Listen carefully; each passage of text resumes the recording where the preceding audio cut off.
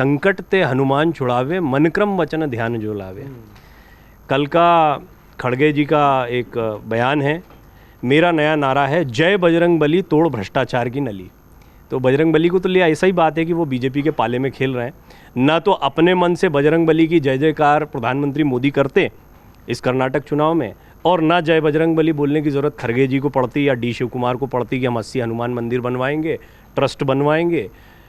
अब आप ये समझिए कि एक तरीके से उस पाले में तो आ गए, और ये बीजेपी के लिए एक अच्छी सिचुएशन है। अभी तक की एकमात्र जो सिचुएशन दिखी जिसमें बीजेपी एज लेती दिखाई देती है वो है पोलराइजेशन का वो मुद्दा, जिस मुद्दे के साथ में मुस्लिम आरक्षण को हटाने से शुरुआत की थी बीजेपी ने। मैंने आपके शो में शुरुआत में भी कहा था कि उत्तर प्रदेश की तर्ज पर कर्नाटक में चुनाव होगा, और आप देखिए कि वो अभी तक दिख नहीं रहा था, लेकिन अब दिखने लगा आखिरी 10 दिनों में, जब कर्नाटक की चुनाव की तारीखें नज़दीक हैं। 10 तारीख के मतदान के पहले जो, और हमने इस पे कई बार बात की है कि जो 10 दिन होते हैं बड़े इंपॉर्टेंट होते हैं, जनता बड़ी कंफ्यूज रहती है। अब बजरंग बली के मुद्दे का असर किसके लिए सकारात्मक, किसके लिए नकारात्मक।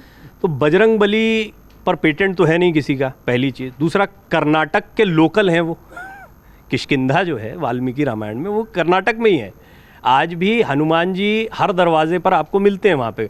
कर्नाटक में आप अचानक से सेंटिमेंट पे बजरंग बली की जय बोल के ये नहीं बोल सकते कि बजरंग बली हमारे हैं और मल्लिकार्जुन खड़गे और डी शिव कुमार के नहीं हैं, ये नहीं कर सकते। इसीलिए मैं कह रहा हूँ कि पहला जो मैंने जवाब दिया नहीं कि बजरंग बली पर सीधे सीधे पूरा शिफ्ट हो जाए। हाँ, प्रधानमंत्री मोदी की धुआंधार रैलियों के दौरान उनको एक ऐसा मुद्दा मिला जिस पर अब जितने भी सवाल उठाए गए, आपको याद है 40% कमीशन पे हम बात कर रहे थे, पे सीएम पर हम बात कर रहे थे, अमूल नंदनी पर, हम मिर्च पर बात कर रहे थे, हम क्या क्या बातें कर, सीमा विवाद पर बात कर रहे थे, हिंदी भाषा पर बात कर रहे थे, सब एक किनारे हो गया।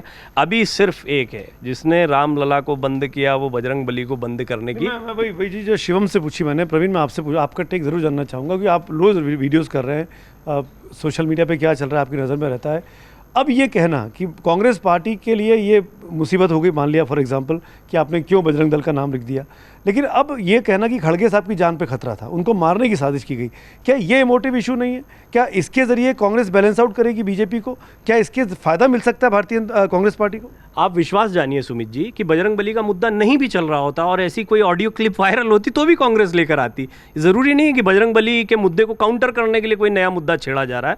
अगर खड़गे को, और देखिए सुरजेवाला आकर प्रेस कॉन्फ्रेंस को संबोधित करते हुए कोई कथित ऑडियो क्लिप को बताते हैं, दिखाते हैं, तो कांग्रेस इतना बड़ा जोखिम भी नहीं लेगी कि वो मणिकांत राठौर शायद उनका नाम है जिनके ऊपर आरोप लगाया जा रहा है, और फिर ये कहा गया कि प्रधानमंत्री मोदी और सीएम बसवराज बोम्मई के सबसे चहेते हैं, ये कहा गया। तो यहाँ पर उनका ऑडियो क्लिप मायने नहीं रखता है।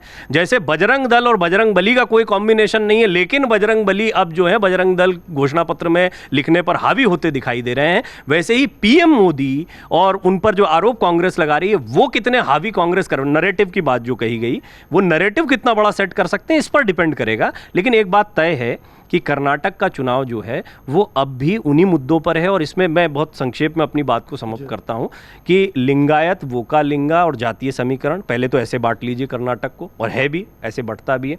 दूसरा, आप बांट लीजिए हिंदू मुसलमान में जो पोलराइजेशन की। तीसरा, आप बांटिए, और ये महत्वपूर्ण है जो मैं अब बोल रहा हूँ, क्योंकि कांग्रेस की रणनीति इस पर पता नहीं कितने लोगों की निगाह गई है, वो है महिला और पुरुष। आधी आबादी बोलते हैं हम, हालांकि काउंटिंग में देखें कितना मताधिकार का इस्तेमाल। प्रियंका को जिस तरीके से आगे रखा गया है राहुल से ज़्यादा या किसी भी अन्य के मुकाबले, वो महिलाओं को प्रभावित करने के लिए और महिला वोटर्स, आप जितनी योजनाएं देखेंगे, फ्री में महिलाओं को आप यात्रा करवा रहे हैं, महिलाओं को भत्ता देने की बात कर रहे हैं, ये सारी बातें बताती है कि कांग्रेस की रणनीति है कि इस बार अगर पोलराइजेशन हो तो महिला मत जो हैं वो हमारे साथ में आए। मन से उजाला कर चले, मन से उजाला